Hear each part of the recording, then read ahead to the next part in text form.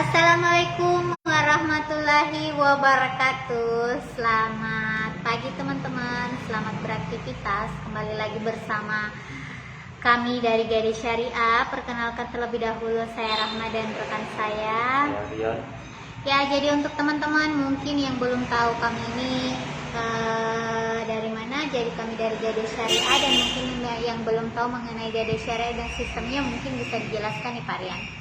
Jadi sistem di Gadis Syariah itu ialah ada akad rahan, akad ijaro, dan akad jar.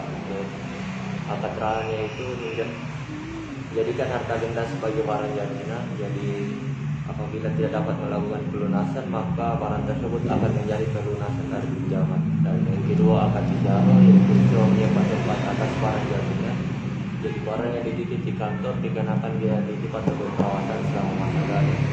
Dan yang ketiga akad jar, memberikan pinjaman ke nasabah dan menyebutkannya dalam ketentuan yang telah disepakati. Ya, betul sekali ya teman-teman ya. Jadi itulah tadi penjelasan mengenai Gadis Syariah dan juga sistem yang kami gunakan. Dan selain itu teman-teman, tentunya yang mungkin teman-teman ragu ingin menggadaikan barangnya di kantor kami, tidak perlu ragu lagi nih, karena kami juga memiliki keunggulan dari tempat gadai pada umumnya. Mungkin bisa dijelaskan nih Pak mengenai keunggulan yang dimiliki oleh Gadis Syariah, ada apa saja sih? Jadi keunggulan di Gadis Syariah itu terdapat banyak sekali. Yang pertama terdaftar di OJK, yang kedua prosedur operasional di awal oleh Dewan Finansial Umum, dan yang ketiga taksiran nomor 1 kali keempat baru tidak dimanfaatkan atau dipergunakan tanpa seizin pemilik. Dan yang kelima fokus pelunasan daripada lelang, dan yang keenam kelebihan dan hasil penjualan lelang akan dikembalikan. Dan yang terakhir dalam proses syariah salah satu pada. Ya, betul sekali teman-teman. Jadi tentunya tidak perlu ragu lagi jika ingin menggadaikan barangnya di Gadis Syariah, karena tentunya sistemnya diawasi langsung oleh DPS dan juga segala transaksi yang digunakan di Gadis Syariah sudah diketahui oleh OJK ya teman-teman ya. Dan untuk teman-teman nih yang mau menggadaikan barangnya di kantor kami, bisa langsung datang ke kantor kami di Jalan Sunu ya teman-teman ya, nomor 88 dekat dari Masjid Al-Markas. Dan sesuai tema yang kami bawakan pada pagi hari ini, kami akan membahas mengenai speaker aktif nih teman-teman. Jadi saya akan memberikan sedikit tips and trick untuk teman-teman yang punya speaker di rumah, bagaimana sih cara merawat speaker supaya tidak mudah rusak ya teman-teman. Apalagi teman-teman nih, untuk speaker sendiri sangat banyak kegunaannya. Yang pertama itu bisa untuk memutar lagu, bisa juga untuk karaoke, juga bisa untuk menonton film supaya suaranya lebih besar kayak di bioskop ya teman-teman ya. Jadi itu dia, sangat banyak kegunaannya. Dan untuk tips and triknya teman-teman yang punya speaker di rumah, yang pertama teman-teman itu harus rajin membersihkan speakernya. Pastikan partikel debu dan kotoran yang menempel dibersihkan secara rutin, karena ini menjadi langkah awal untuk melakukan perawatan pada perangkat speakernya. Jika tidak dibersihkan, speaker mudah rusak karena kotoran atau debu menyumbat saringan suara di dalamnya teman-teman. Jadi untuk teman-teman mohon sering dibersihkan untuk speakernya secara rutin ya teman-teman ya. Dan yang kedua teman-teman, hindari terkena cairan. Jadi untuk teman-teman yang mungkin punya speaker di rumah, hindari yang namanya terkena cairan ya teman-teman ya. Jika seperti terkena air minum atau bekas tumpahan sifatnya cair, itu mohon dihindari, sebab cairan yang menimpa speaker sendiri teman-teman dapat menimbulkan resiko merusak speaker. Dan untuk teman-teman juga yang punya speaker di rumah, tips selanjutnya dari saya yaitu merapikan kabel speaker teman-teman ya teman-teman. Jadi untuk teman-teman selain dibersihkan, juga wajib merapikan kabelnya. Kenapa wajib dirapikan kabelnya? Karena itu jangan sampai kabelnya kemana-mana, jangan sampai ada orang yang kesetrum, atau jangan sampai kabelnya digigit tikus nih teman-teman. Jadi itu bisa merusak speaker. Pastikan kabel terhubung pada speaker, misalnya saat diisi. Jika sudah tidak diisi, itu bisa dicabut teman-teman dan diletakkan secara rapi.